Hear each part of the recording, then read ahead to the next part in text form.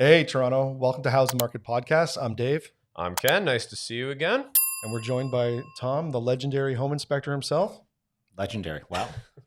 Okay. Actually, so far we've had two guests, and both of them have been legendary. They so, have. actually, no, sorry, three, and all have been legendary. So this is a legendary podcast. This is a legendary. It's where legends are made. We're looking at renaming it to, where legends are made. Legends of are real made. estate. And dreams are lost. Who's next? Francis Ford Coppola? That's season 2 where dreams are Oh, lost. okay. I thought you'd expand out of real estate maybe and think about other avenues, etc. Narrow scope at the moment, but it's a Right. possibility. Let's keep it that way. For Yeah, now. perfect. Right. Awesome. Can you tell us a little bit about yourself? What brings you here other than long walks on the beach? And Long walks to the beach, horseback riding. Yes. you already shared your love of Watching. felines. Yes, and cats. Yes, I do love cats. No, I actually do not love cats. I do love dogs. With walks on the beach, dogs, and things like this. What brings me here? I'm here to do a podcast to talk about home inspections, which is A field maybe not many people know about. So how long have you been a home inspector? What made you get into it? I'll go back. I was my father was in the hardwood flooring business for years, and I started doing that in the summers, and then I got into construction, started building things, tearing things apart, building project management. What else? Energy auditing when it wasn't really even a thing. And everyone said, energy, we don't need to save energy when it was cheap.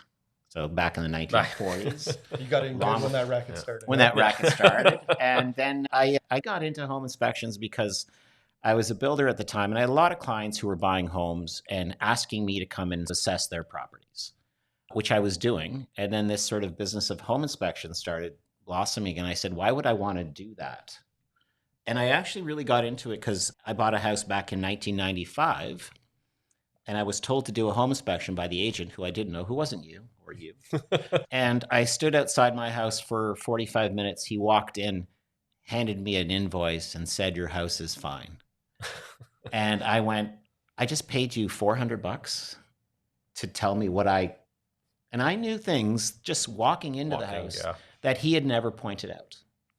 And I was very angry at the time. And when I would go with clients to look at their houses that they were buying, they wouldn't pay me anything. An agent at one point said, why don't you just do what he does? And that was how it started. So I leaked into the job more than anything. And I've always been a bit of a building geek. So for me, it was the more fun thing because I love to go into a house and kind of go, you know what? This and this are probably the things that are going to come up. And I love talking to people. Sounds like it was a natural transition. I think so. It's the only job I've been happy to drive to every morning or after now. What, is there, or was there at the time, like a licensing process or setting up your business? There was nothing, really. I had taken building code courses and auditing courses and all kinds of things at the time. And being just a building geek and talking to people in the industry and having built homes and ripped them apart, there was nothing. There were courses available at colleges and such. And there were, at the time, also a whole bunch of things that you could do. For example, like side things that were usually filled with old firemen or things like this. Apparently, there's a lot of like old firemen in our business. Where the handymen go to retire. Yeah, pretty much. There were guys that lost their job doing something or turning a wrench or a screw, thinking they could do this because they renovated their bathroom once. Got it. Not to denigrate them, but just. But there was, to your point, it was the Wild West for a while, right? Like the licensing, I'm trying to think, it's only a few years old, really. Yeah, and we're not fully at a fully licensed thing. We're still, with COVID, a lot of, I guess you could say, in my world, important things have been put on the back burner. Yeah. But there are people who are licensed. We had a lot of people in our business. Apparently, there were excess of 20,000 people. Wow. And when I renewed my insurance a few years ago, I asked my insurance broker, because there's only one company that really carries home inspector insurance in Canada.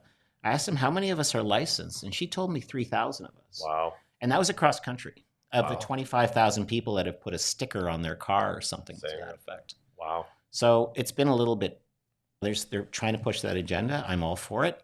I think we could do more, but things get lost in the shuffle. And the industry in real estate has been going crazy. So there's always, people want to get into an industry that's booming, that seems to have no end. And we always need homes. Yep. So from what I see, in a booming real estate market, the buyer doesn't always get the opportunity to do that home inspection. Absolutely. Relying on, hopefully, the seller has done it, or the listing agent's done it, and they provided it, and then it's okay, who did it?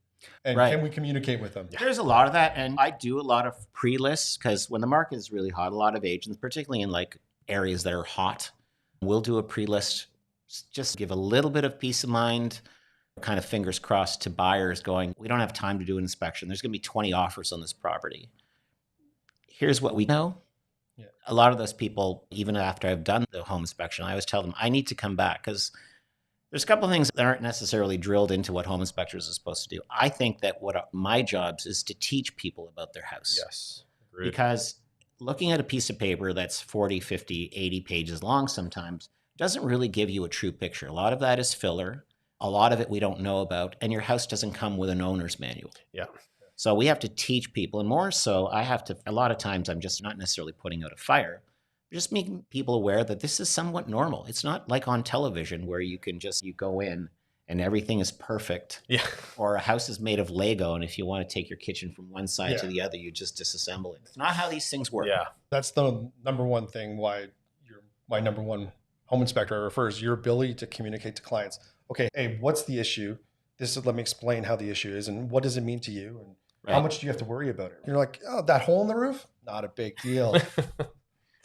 Canadian Tire's got some nice blue tarps that are on sale this week. And there's that infomercial with the guy with that magic spray that seals that guy. Just put it on there, you're fine. You'll be fine. Yeah. And if it makes a boat float, gotta be able to.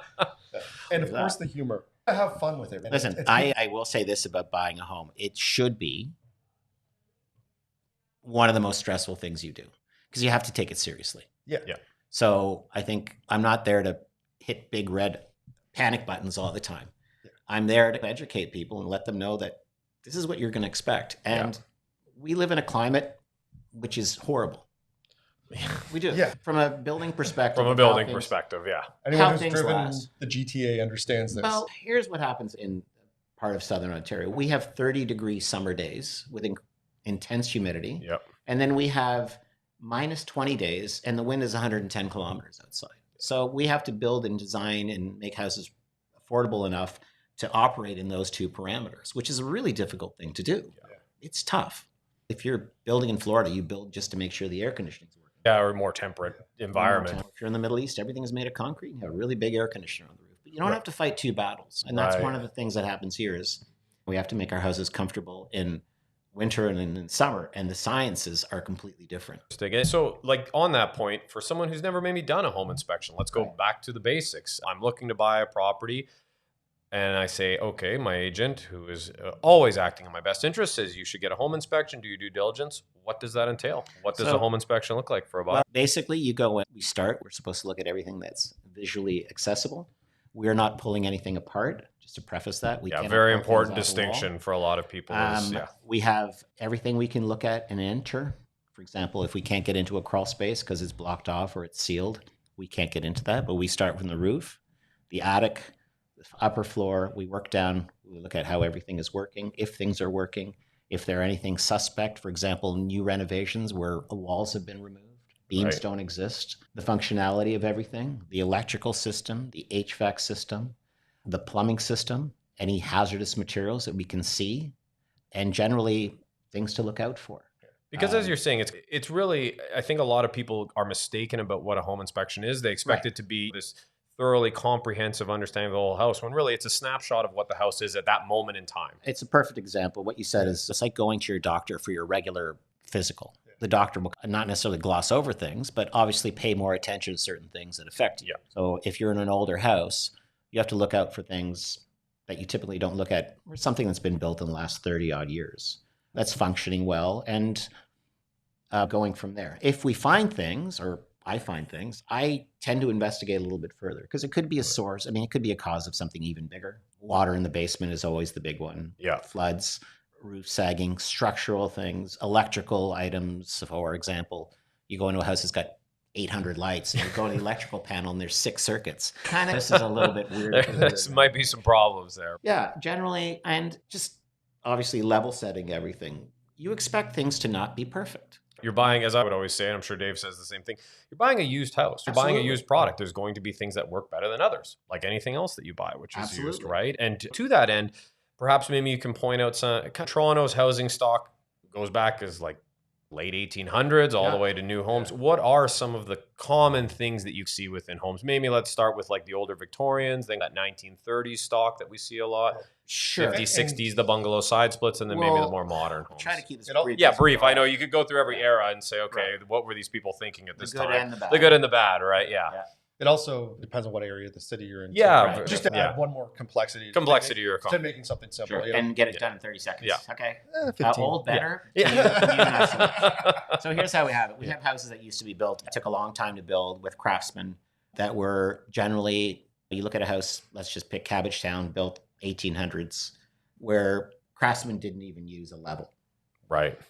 You know, it was an art, right? It was an art. You had an eye and you apprenticed for years. And those houses were, as they like to say, the old brick houses. Yeah. And they didn't move. They didn't do anything like that. But over time, things sag and you expect to be 120 years and looking great. Not necessarily true.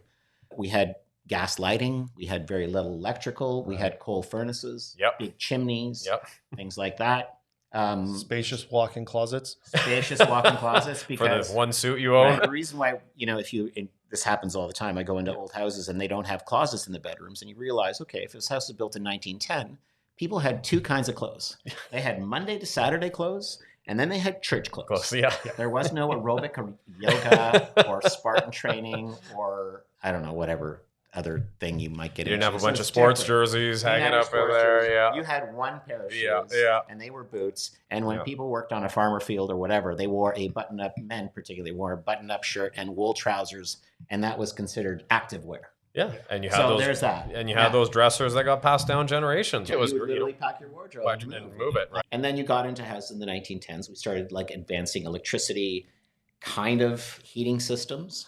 And we got into the 20s, and then you could actually see how the market and where we were economically just by those vintages, right? Yeah. Getting houses built before the Depression, the baseboards are 14 inches high. You get to Depression houses, and they're like 4 inches high. And then we get into post-war houses. We see a little bit more affluence. The space age kind of comes in. Things get really weird. Look at old appliances from the 1950s. Things of convenience, microwaves, other things like that. Advances in electricity, because in the old days, we didn't really have a lot of electricity. It's not that we didn't have electricity. We just didn't have a use for it. There wasn't the same demands of it. Same demand. In a kitchen, you had one plug because you plugged your toaster. Nowadays, you'll go to a house, you'll have a Keurig, an espresso, and a drip coffee maker side by side with an air fryer beside it. And then two ovens instead of one. And you order from Uber Eats. But that's a whole different thing. But houses tended to be built a little bit better because they took time. And obviously, we built things I would say up until sort of we got into what's called, I guess you could say, brick veneer homes or the veneer type homes. We built them for legacy. We expected them to be there for 200 years. Right. And we also had advents in terms of engineering and the way we built houses. So for example, in the 1940s, Black & Decker developed a circular saw. Can you imagine a guy who was apprenticing, cutting, and when they say they build them better, like they don't build them like they used to, it goes both ways. Imagine being an apprentice and you're cutting joists all day.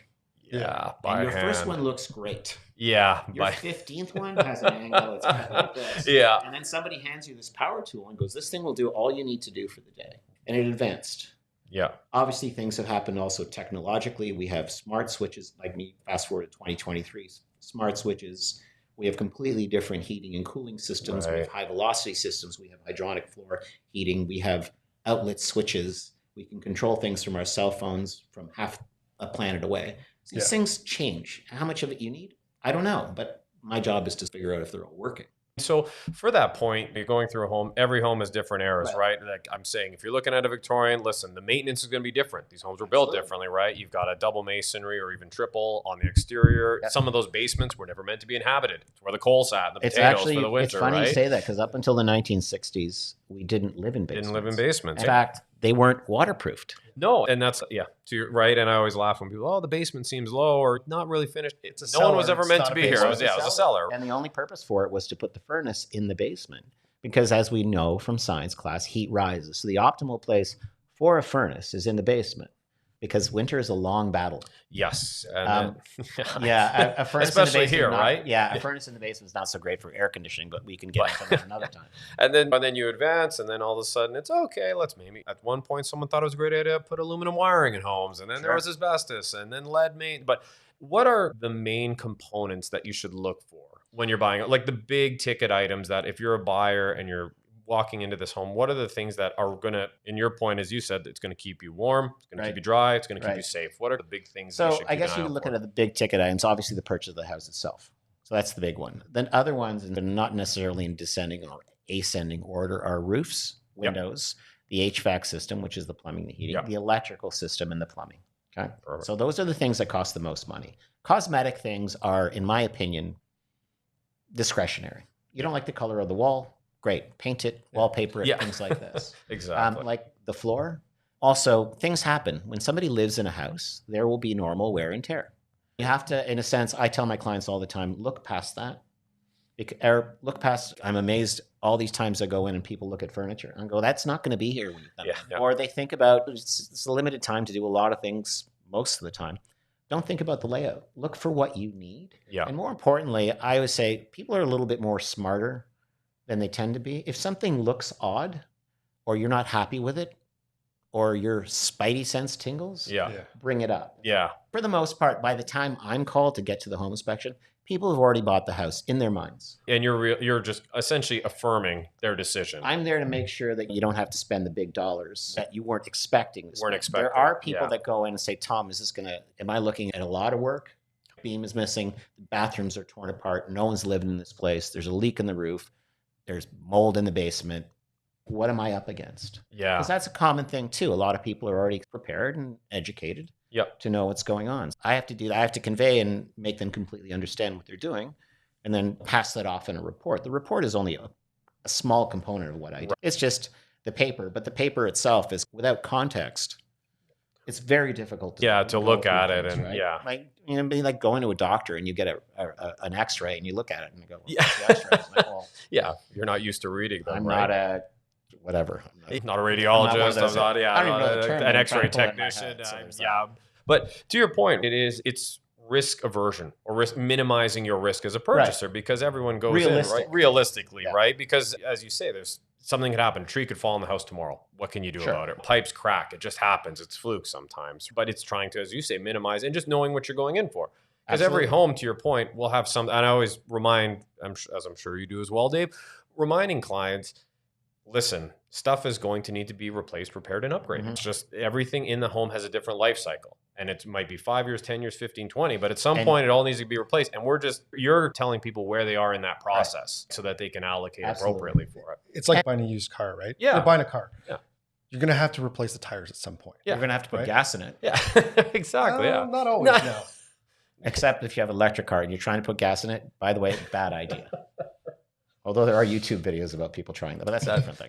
There's a 10,000 bottle cellar somewhere. You can't get it off your hands. No. It's just... I can wash my hands 1,000 times after hockey. It's just... Yeah, it does not happen. And then so speaking of very fancy wine cellars, what kind of, you mentioned smart lights earlier. What are some of the kind of new technology, as much as we maybe say, okay, the new is not always better. What's some of the new technology that you actually really like for homes that you find having a significant improvement? find like it can be as simple as windows, because I find windows opening the right way, sliding, like properly sealed, like an actual R rating perhaps, as opposed to the old Windows. I have to give it to the window industry though, because they've been able to take a product which offers, in essence, very little thermal insulative value. Yeah. The R value, which is how we rate typically insulation, the higher the number, the better it is. R value in well-insulated attics is R50, R60 when you get up north. Right. The R value of a window is about 5. Right. And it ain't going to get better. But that's a different thing. There's a lot of convenience things that are available to people that are just dimmer switches, smart switches, programmable thermostats, Wi-Fi thermostats. I love Wi-Fi thermostats. If your significant other turns to you in bed at 2:00 in the morning, said, honey, turn up the dimmer, you literally don't have to walk down the stairs. You take out your cell phone and you turn it on. You're there. You can control lights. There are security systems right now where you can have high definition cameras around your house that can talk to the person delivering your FedEx package. Yeah. You can have, there are things in kitchens that we didn't have. There are instant hot water boilers that look like a water filter that you push a button and it gives you instant hot water. No more kettles. Yes. Yeah. Things like that. Yeah. Amazing. Better fans in bathrooms with timer switches. Yes. More lights. We're talking about lights.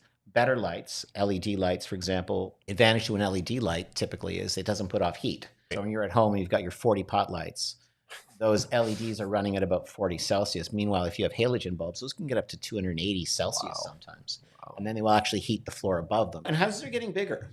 Yeah, that's the other side of it, right? The square footage has significantly increased. We're not building small, compact homes anymore. We're pushing the envelope where we can. The average, I read something in Architectural Digest a while ago and said the average size subdivision house in, I think it was 1957, was 750 square feet. Wow. Which for most people is the size of their kitchen now. Yeah. Like in big houses. And right now, I think in the States, I don't know what the Canadian things are. The most recent thing I had read is I think it's 2,500 square feet for a home, not a condo or a townhouse, but actual homes. That's the average size. Average size, which is, and I believe you're right. I think it's about a 700 or an 800 square foot increase in the size of our homes, which is significant. And to your point, you now have to heat all these new areas. You have to cool them. You have to protect them. And it adds up. And also, just from a scope of size, we have to create things that make our houses a little bit more comfortable because we're really spoiled in terms of our home environment. If you walk into one bedroom and it's, let's just say middle of winter, it's 22 degrees, and you walk into another bedroom that's 20 and a half degrees, you physically feel that. Yes. In the old days, when we had drafty houses, we didn't really care. You didn't, it was just. Now we want everything to be absolutely perfect. Yeah, multi-zone thermostats. And then we have to obviously affect our things. We put bigger windows in, and the sun shines in the summer, and that room gets hot. Yes, absolutely. And the air conditioner doesn't push up, but that's a whole science thing. Yeah. And then and I always laugh too, like the second or third floor laundry. Laundry was always usually in the basement. You want it right on concrete. And now you're moving these massive machines up to and it's a nice convenience. I totally get it. I'm a huge supporter of it, but logistically, that's a challenge. You now have to waterproof a higher area in the home. There's higher risk of flooding, right? I have a once bitten, twice shy feeling about laundry on the second floor. Okay. I've seen lots of damage with just a washing machine front door that the system thought was shut, and it ran and kept pushing water out of the front load. Yeah, or a hose, and then you're talking it's coming down a few different levels of your home. It's I've seen that's. I say that as once again, it's a nice convenience, but that's where I see a lot of failures too. Clients tell me. Fortunately, we need convenience. We do. We need to put the bathroom upstairs. Yes, of course. We gotta have to deal with these pipes and things like this. So you mentioned this story. One of the favorite things I like to ask people who've been in the industry for a while is, I'm sure you've seen some stuff. Is there some stories that come to mind that made you go, what were you thinking? Or how, wow. Carpet in the bathroom over every square inch. I think the meme that we see a lot of is the panel in the shower. Yeah, the panel in the shower, the open wires. And not to say anything about the electricians industry, but I would say that if anybody says, oh, you're buying an electrician's house, probably run in the other direction because it's like the shoemaker's shoes. I see that kind of stuff. I see half-finished jobs. I see things like you walk in and it's a 1950s bungalow. And a 1950s bungalow generally had a beam running right down the middle of the house that held up the first floor and then held up the roof line. And you go in and there's no wall anymore. We have just created an open concept and it's brand new. And you go up to the attic and you don't see a beam up there. You push away the insulation if you can and go, what's this? And then you step on the floor and you just literally do what the kids do, which is just bounce. And you hear the house start to squeak. That happens quite often. Wow. Yeah. I've seen, I've seen people I've seen stucco custom homes. Like I had a 4,000 square foot big house in Port Credit that had stucco, and on the bottom had that stone veneer. Yep. And I noticed that the stone veneer was all white because the guy that put up the stone veneer put it on with drywall compound. And then he caulked all of it with drywall compound. So I just did this. I just knocked on it a little bit. And it literally fell off. Just fell off. Wow. And that was a custom home that passed inspection, by the way, from the city. Wow. And to your point, code is the minimum. And and there's also best practice. Just because things are, there's lots of them. I can't pull one off, but things that scare me. Yeah. Would I buy this house? I get the question all the time, would you buy this house? And I never answer that question. It's not really yours to answer. It's not mine to answer it. And I particularly like houses built from 50 to early 1960s. Yeah. Those were really well built. They had power tools. They took their time. They generally don't shift, move, etc. Do they have the same features? Because this is one of the things about older houses.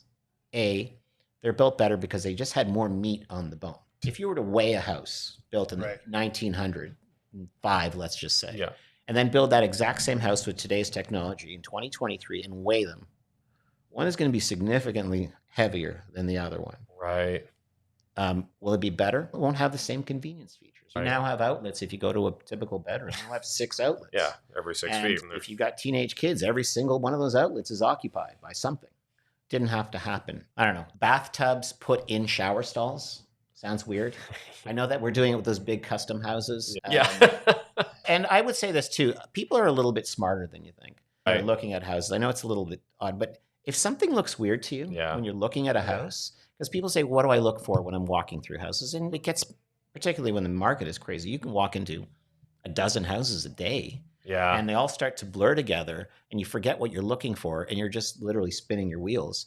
If something looks odd to you, think about it. Bring it up during your inspection or even before you book an inspection. Yeah. So listen, I went into this house. This looks strange. Yeah. The staircase is way too steep and it's tight and they've done some renovations recently. That could be a very expensive proposition, right? Yeah. Particularly with obviously material costs. Contractors are charging a lot of money because, they're not getting stuff and they're Right, yeah. behind. It costs money to run a business. Right? And to your point, go back to basements. I always love to use basements. Whenever I am showing a property, I say we're going to spend the majority of our time down there, Same as and then with we'll go up. inspections. Yeah, That's like, where I go first. Yeah, It's like, you hang okay, out you walk down. in. Okay, kitchen looks nice. All right, let's go to the Let's go to the basement because this is where a lot of expensive stuff happens, and it gives you a better snapshot. But to your point, if it smells musty, Yeah. let's not overcomplicate things. If it smells Well, musty and we're all looking at each other, I have tools that my clients won't have. I have a thermal Right. camera. I have moisture You got all the meters. I have, toys. I got Utility all the belts. electric utility belts. I have the grappling. The hook grappling- that I was gonna say Batman the had. grappling hook, yes. I never use it. Some 'cause, batarangs in there, yeah. You just gotta have it just in case. smoke bombs. Things do happen. Yeah. But your typical person, I would say people go walked in this basement and it smelled musty. If it smells musty, your nose is your first tool. Yeah. If Right. there's smoke, Yeah, we can get all the If there's cameras smoke, and everything, we can, but yeah. if it's musty, and Yeah. there are things to look out for. If I go to a house that hasn't been renovated in 50 years, but the basement is freshly painted and it's January, Yeah. something happened. Because here's the truth. Basements do not leak generally in January because the liquid outside your walls is now in a solid state. It's ice. But in April, when everything starts to thaw and that musty smell builds up, sometimes there's a musty smell because in particularly older houses that are radiators, there's no airflow. Yeah, because There's there's no circulation of air. That's a circulation, there's no different- fans, right? That's a different smell. That's more about Yeah, you know it though, right? And the cheese cellar Yeah. smell for those who've been hanging out in cheese cellars. So when I used to sell, Victorians were one of my favorites. It's what I specialize in. And hearing you talk, I'd love to get your sense of it. But I would always tell clients, you have to honor the age of the home you're buying. So like a Victorian, a lot of time, like some of them are built on river rock foundations. Sure. And you're going to get spring thaw. Or to your point, I live in a 1950s bungalow. Love it. Shout out to that era. You don't get open concept. And I'm okay with that because that wasn't what was built at the Right. time. And so what do you find? And it wasn't engineered to do that. It as wasn't well. meant to do that. And that's to your point of you have to understand the home you're buying and what Sure. comes with it. Big difference you're buying a home with a slate roof versus a modern asphalt one. Or a metal roof. And I Or- can get into metal roofers and have the metal roofing guys call me and yell at me, but I'll get into that in a second. But I think they'll have to wait until the electricians are done. Right. Right, After exactly. the Yes, electricians. step in line. Yeah. Right, whole Take a number, guys. roofers. Anyway, sorry. Yeah. Plumbers. Oh, no. Anyway, plumbers just because they cut out all the structure. But that's a Yeah. whole different thing. Let's just disregard that. Yeah, you have to look at things at the time. So old days, we had small bedrooms. Yeah. Very small kitchens. Yep. And again, it was mostly because everything was done by hand. It took up very little space. Nowadays, every house has one of those big KitchenAid stand mixers. We have an air fryer. We have multiple toasters. We have coffee machines. We have all this stuff. It takes up space. We also have adjusted things. Like, for example, now it's open concept. It's Right. not uncommon for now to go into a house and they have a kitchen and they have a family room. Yes. And there is no dining room because the dining room has now been, I guess you could say, stolen by the kitchen. Yeah, beaten And it's by our it, yeah. lifestyles are different. We're Yeah. doing things in the kitchen. We're not retreating to our bedrooms. Yeah. We're going to a den or an entertainment room. A Yeah. theater room is a very common thing to have in even your uptown. I'm seeing 1200 golf square simulators meters. start to creep their way Golf in now. simulators. Our big one. I Yeah. thought about that, but I don't have a tall enough ceiling. Yeah, that makes two of us. I Yeah. need all the help I can get in golf, but that's a whole different Yeah. thing. Oh, and you just have to play with it. Again, getting back to old houses, no closets. Yeah. Why? That's what it was. Bathrooms were very simple Right. things. Yeah. We used to have one bathroom and 3 bedrooms. three Now bedrooms, it's 4 bedrooms, 6 bathrooms. Very different, Right. right? You need the guest bathroom. You need the kids' bathroom. You need the ensuite bathroom. You need And the one in the ensuite basement, bathroom right? keeps getting bigger. Yeah. And you need the other one in the basement because I wouldn't say we're lazy. We just like a lot of the creature comforts and we're Right. never going back. No, I would agree with you. Yeah. And houses are bigger. I don't necessarily think, in my personal opinion, that a bigger house is a better house. Because what I run into a lot of times is I get into houses that have had these $300,000 kitchens that are completely useless from a cook's perspective. Right. Yeah. They're The not. oven's over there, Yeah. the fridge is over there, Yeah. coffee station is over there. And it takes time. If you've ever been to a restaurant kitchen, high end or low end, the kitchen areas for the amount Gotta of have meals. that triangle. Gotta have they that. this- Yeah. the prep space. Yep. I did an inspection for a chef who has been on television, is quite well known in Ontario, and he bought a house in the annex. It's a beautiful, renovated, stunning kitchen. And I said, "How do you feel about the kitchen?" He goes, "It's coming out." I go, "What do you mean?" He goes, "It's too damn big." He goes, "I plate 300 meals in a place that's this big."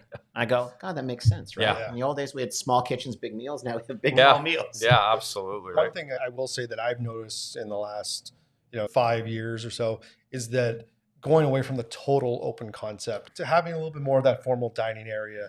And because it doesn't, when it's all open, it doesn't work. Because you can't be in the kitchen on the phone and someone else is trying to watch TV. It just doesn't. And now Absolutely. with remote work too, big Yeah. change from Yeah, COVID. you still want Yeah. some, Some- and it's even happening. I go to office buildings now and I see people that have renovated since COVID and they're putting rooms back in. Yeah.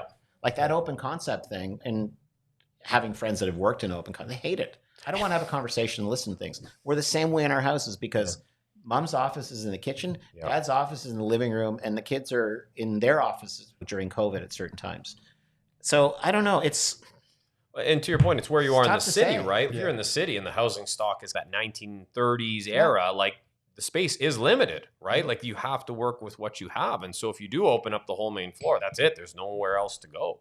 And So- when, it's funny you say that because when a lot of people take down those houses that had old houses that had Yeah. center walls and Yeah. things, and all the ductwork used to go through those Right, center yeah. walls because it wasn't on the outside wall, because the outside wall was a double brick wall that had no insulation, so we Yes. couldn't put ductwork or plumbing. It had to be in the middle. Now the middle wall's gone, and you go to the bedroom upstairs. You have you crank. I generally crank up the furnace to make sure Yeah. that when I check with a thermal camera, just to make sure that all the heat registers are connected, and they're not connected anymore. They Right. just don't exist. Yeah. Meanwhile, stuffed away in the closet, there's a couple of space heaters for the purposes of showing the Yeah. house to sell it. So Yeah. those are the things that you're talking about. What do we miss? We have to accommodate all these things because we didn't build or buy a house or build a house to be convenient. We want everything to be Right. And homes at are hand. reflective of the time they were built. Like you built a home, like get some of those old Victorian homes, they have the grand entryway. right. Like in our house, a lot of time you go to different areas, you step into the living room, Yeah. like you're 1 foot and you're in the door, right? Or the kitchen's right there, which is totally different from when, okay, they were to your point, they were in the back. That was when you didn't want to see the kitchen. It was this No, it place that was- was very unsexy. I It's would kind of say- hidden away, and you sat in the formal dining room that had the pocket doors, and you closed it off to the And world. by magic, somebody walked out of that kitchen area with full meal. It's magical. What you're not seeing Unheard is of, usually yeah. the kitchen upstairs or downstairs. Yeah, then the And that was just secondary, used right? to- Yeah. Yeah. And even Well, 'cause that was- culturally, like some houses will have two kitchens Sure. for either religious reasons or cultural reasons, Absolutely. right? And so houses are very much a reflection of the people who live there, Mhm. that they're built. And to your point, is it good or bad? Someone says, "Should I buy this home?" What's important to you in it? Some Right. people having a completely separate basement apartment is very important. Some people, Sure. I need maybe like a totally separate kitchen for religious meals. Or I need backyard space for my dog, which is Right. I need a place with a lawn because a lot Yeah. of people now, with particularly a small townhouse terraces, there's no grass area, Yeah. and that's great for maintenance. Right. Then you're not Absolutely. firing up a lawnmower, Yeah. and more so with townhouses. One of the issues that you have, especially the older ones, is how do I get the lawnmower from the front of the townhouse to the back of the townhouse? Yeah. I'm bringing it through the living room, Yeah. and my wife ain't happy. Yeah. Because then get an electric mower, but that's Yeah, a whole but- different thing. But it just, I mean, I like to walk clients through, okay, let's think about the logistics of this, right? sure. Okay, both of you are working from home. You've got two kids who are doing school from home, or where's everybody going to go? Yeah. It's absolutely stunning and it's beautiful. And I like that, but there's nowhere to put What's your life gonna closet. look like? Where are you going to put your coats and boots and all that sort of stuff? So you have to go through the exercise of it, and you have to do it in multiple seasons too, right? So it's okay. How is this going to? It looks beautiful. I'm very attracted to it. I think it's amazing, but functionally, is it going to work for me? Yeah. The logistics, how is that? Yeah, I think it's funny you say that because I find, and this is just the thing, I'm amazed at how much my clients spend time looking at a laundry room. Yeah. And I've always said that, like in my house at least, this is the way it works. You take your basket downstairs, you sort the laundry, you throw it in a machine, you get the heck out. Right. You come back, whatever, half an hour, 45 minutes later, you take the stuff out of the first machine, move to the second machine, and leave. I don't need a spa room. I don't need a massage table. I don't need any of that. And in fact, like if you see in condos, they're generally in a closet. In a closet, yeah. So if that space is valuable to you. And before I had kids, I would have been right there with you. Now with 2 young kids, I like laundries every day, all day. Oh man, I have the closet washroom set or washing machine set up. Would love some more space. But once again, what's important? And as Dave was saying, like, what is it going to look like day to day when you're living in this house? And you should also, if you plan on being in your house for a while, you have to think about, can I change this? Does it suit what I need? And more importantly, can I do it? One of the issues we have is plumbing. Plumbing has a drain that goes down into a sewer. There are certain places where you cannot do that. You would have to dig out the floor. In older houses, the concrete in the basement was 12, 18 inches deep sometimes. In new houses, it's significantly thinner because it doesn't actually provide structure. Those things have to be looked at. Yeah. And is it possible to do them? Or I get the question all the time, Tom, can I put a bathroom in the basement? Can I put a bedroom in the basement? Well, yeah, you can. But the cost of digging down this old basement is 60, 80 grand now. As a contractor that I used to refer to all the time would say, anything's possible with enough money. Sure. It's just, do you want to spend that? Okay, you've got to move you've got the stack here, so you're going to have to rip up your whole ceiling to get up, and you just start to go, this isn't economically feasible. Why? I'm angry at television for just thinking we could. You can just do that. Yeah. Are you trying to say that 15-year-old home renovation show that I watched doesn't have accurate budgets? Possibly filmed in a different country? I will say this. I'm always amazed at home renovation shows when they start taking things out and they go, oh, we didn't know this was a structural wall. And I think anybody who's been doing construction for about 5 minutes knows that if you go to the basement and find where the structure is, generally there will be structure on top of that supporting wall to the next floor. So when you start taking things out that look like they're going to hold things up, assume that they're going to be holding things up. Most of the time. Or they miss completely. We talked about different styles of homes and things to look out for. What about different locations or pockets as we move through Southern Ontario? And that can be even as you move up into cottage country to lakefront property. It's just different things that you should look out for in Etobicoke versus in the beaches. Yeah. So beaches, we'll start off with the one that everyone's really concerned about, which is generally termites. The beaches has a very sandy soil. Termites tend to basically burrow their way through dirt until they find wood. And then they go to town. Yeah. If you travel west across the city, so if you start traveling and go the farther, let's just say Oakville, Burlington, Milton, you'll notice this is a big sort of a rock, the escarpment. Right, yeah. We tend to get into, particularly in Milton, we get into a very clay-like soil. And water penetration in the basement is a very big thing because when it rains, the water doesn't just percolate into the ground. It sits there, and that's why every house in Milton, basically, I shouldn't say every house, but most houses have things like sump pumps or drainage or things like that. If you end up in areas of Uxbridge, there's no clay for 400 feet. So you've got these big estate homes that have 2 sump pits in the basement that have never seen a trickle of water because it just went right through. Yeah. Also, I guess you could say, you're talking about time specific. One of the issues that we have, you brought up aluminum wiring. Aluminum wiring, theory is that we went to aluminum wiring because Canada Wire, which was based in Leaside in Toronto, was selling all the wire to the American military in the 1960s because they were involved in a war in Southeast Asia. So they didn't have enough copper. It was a really big boom time. So they substituted with aluminum wiring, which strangely enough, from what I've been reading, is going to be back. Wow. Because copper is a very expensive material. And we need more and more wiring in our houses. Like in some of these 3,000 square foot houses, we have miles of wire. Yeah. Miles. It's not uncommon to see 300-400 pot lights in a house. Yeah. Now, and to your point with copper, like copper plumbing, like kind of gone. It's all PEX now, right? Yeah, it's all PEX, which is actually, it has better flow, and it just, like everything, people always talk about what can be wrong. Most things, generally, most materials have been used and reused, etc., and they're good. It's always, I guess you could say, the user error. Right. When we have a bad plumber or a bad electrician or a bad framer or a bad trim work guy, whatever it may be, or the bad windows. Again, back to the window people. I tell clients all the time, what's it going to cost to do windows? I said, find the most expensive guy you can and then talk him down. Because he's probably going to go one of the mistakes we make with windows is the cheap guy takes out the middle of the window but keeps the old rotted wood frame and then puts metal over it. So now you have leaking all the way around your window on the brand new windows that you spend a little bit more money. Educate yourself. Or if they're clients of mine, I always say after the fact, call me. and I'll walk you Right. through what to ask. Because it's not always out there. And if you follow what media says or the window guy asks you to write, it's probably not what is in your best interest. Yeah. It's good business, Right. but not good for your home. Yeah. Do you have a sort of a top 3, top 5 tips for buyers? Sure. To Be sort aware. of- Look past cosmetics. If it looks wrong, it is wrong. Generally, it just is. It just, I don't. Looks like a duck. Quacks Looks like a a duck. duck, quacks like a duck. Walks Probably like a a duck. bear, eats Yeah. like a bear. Probably very different. Find what you need. Find a house that you don't have to do. Generally speaking, people say, "Well, I'll just change this." It costs money. In real estate, you can never have anything. If you have a wish list of 10 items and you Yeah. find half of them, Yeah. you're probably doing okay. Yeah. It's not going to be. And I what always it say is. live there for 6 months and then decide if you See really if you want really to. need to change Yeah. it. Yeah. A lot of the I time. do that quite Yeah. often because I tell clients all the time. A decorator I used to work with, and she said she would never work with anybody unless they lived in their house for 6 months. Not a bad philosophy, actually. Yeah. And I will also say this, just along the lines, when people buy furniture, they always buy furniture that's too big because here's the thing about furniture stores: they have no ceilings and no walls. The ceiling is 12 feet off 20 feet off the ground to the grid, Right. and then they go in and guys especially will buy the biggest couch you can. They like sit on it, starfish, and go, "Honey, let's get this." And you move it into the house, it doesn't fit through the door. But getting back to your thing about what to look for, find the things. If it looks odd, if the walls are twisted, if things squeak too much, if it's dirty, whatever.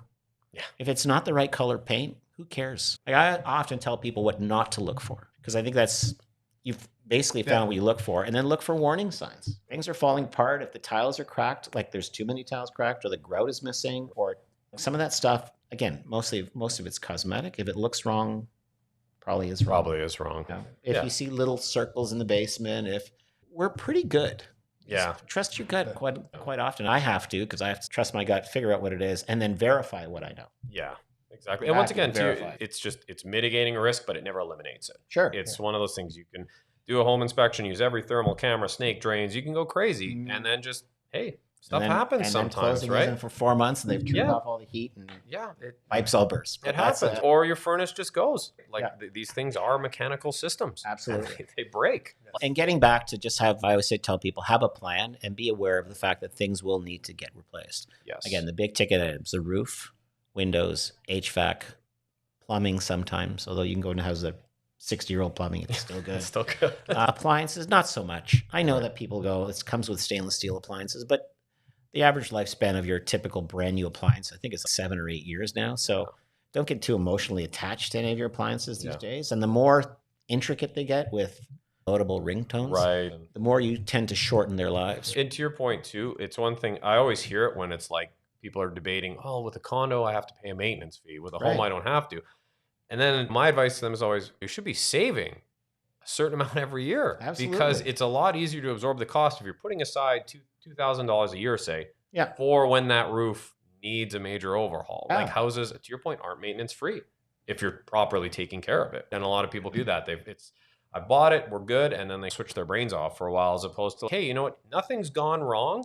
My furnace is 15 years old. Yeah, it's time. So it's going to come at some point. I might as well be ready for when that expense comes. We're never supposed to say it's near the end of its. Yeah, okay, When I yeah. say it's past due. Like It's maturing. It is. I like to say it's reached the end. We're supposed to say it's reached the end of its normal operating life cycle, which is like saying grandma's 100, and every day is a blessing. But hey, listen, when it comes to furnaces, I don't know how you feel about it. I'm just like, I'm gonna push that thing until it can't go anymore.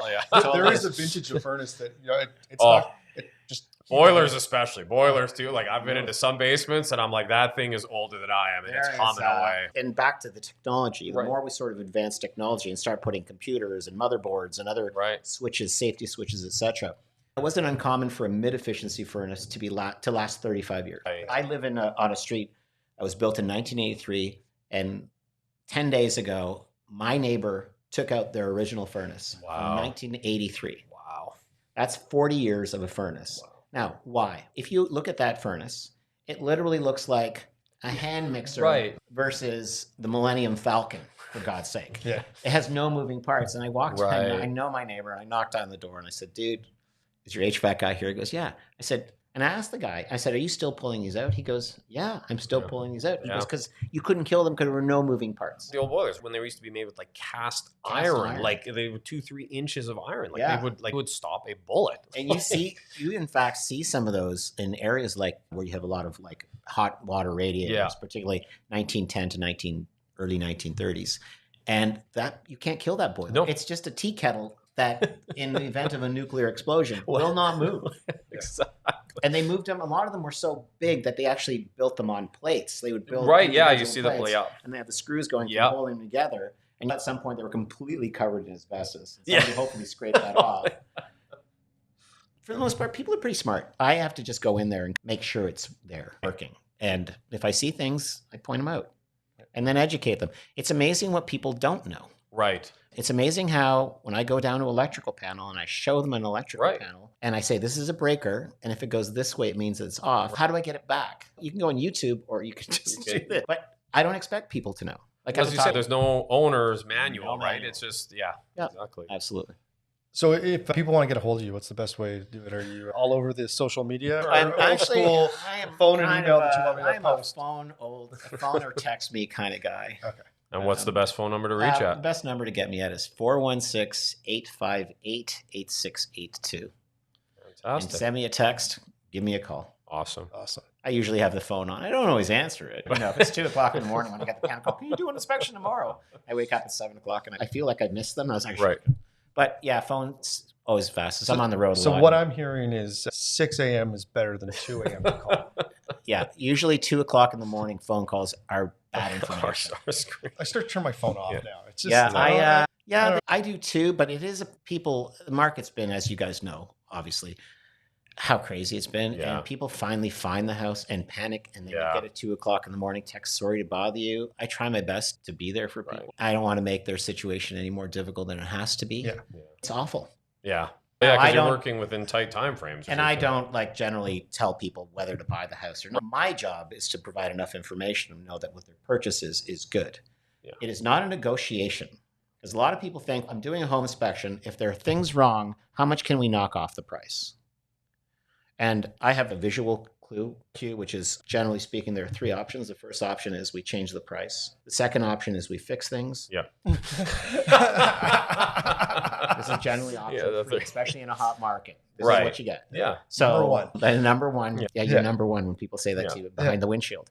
But you have to be aware. And I always say, just put 1% of the budget of the house away for costs. I love that one. Yeah. 1%. 1%. It's an easy rule of thumb. It's an easy rule of thumb because things are going to happen. You're going to move boxes in. You just don't like the color. You don't like whatever. Yeah. And we have to be realistic. And we're living in a pretty good time to be alive on the planet Earth. Yeah. And there's a lot of stuff. Right. Like a lot of toys. Yeah. And I don't know if you know this, but most people, when they purchase a home, within 6 months, purchase a car. I've read that. Yeah. Within 6 months, the majority of people who purchase a home will also purchase a car. Yep. Not including the new couches, the television, because your old furniture doesn't fit, doesn't work, color scheme's off. But yeah, it as you say, have it allocated because you start to look around, you see your new home, your new space, you're like, okay, that looks pretty good. Maybe I'll add a little bit here. There's also the psychological component. I just moved into a great neighborhood. I have to get great stuff. And particularly with COVID, since everyone is home and looking in their backyard, patio furniture sales shot up because now my theory is that you suddenly went from your tall office building where you stare at the same walls all the time to sitting in your living room and looking at the back deck. Right. And now you're paying attention to your deck more than you ever have. Because usually it's Monday to Friday. You come home, you make dinner, you go to sleep, done. Saturday, if you have a family, you're running around to soccer games, to practices, to visit friends, etc. Sunday night, you finally collapse on the couch. And you don't really pay attention to the 10 hours you spend going outside. Now you do every single day. And the first thing you do is look at the deck. Yeah. And as you guys remember back in 2020, the first thing that ran out was pressure-treated lumber. Oh, yeah. Everybody was redoing their deck because now you're looking at it. Seeing things you pay attention to, you generally address. Yeah, I did my backyard during COVID, but it was before I had to get a new retaining wall. Then COVID hits, and oh my God, I'm like, oh, the stones double, and well, the same as swimming pools. Yeah. Stuff that if you had couldn't planned sell a house with a pool, and then everybody wanted a pool. And everyone wanted a pool. Yeah, and it was just bad time. We had to redo our routine. Yeah, and a boat. And all the toys. Gotta have a boat. Thank you very much for joining us. It's been an absolute pleasure. We hope you found it useful. We'll throw your contact information so people can reach you. Please share, subscribe, tell a friend. Thank you once again, and thank you so much for tuning in. Have a great one. Have a good one, guys. Cheers. Cheers. you.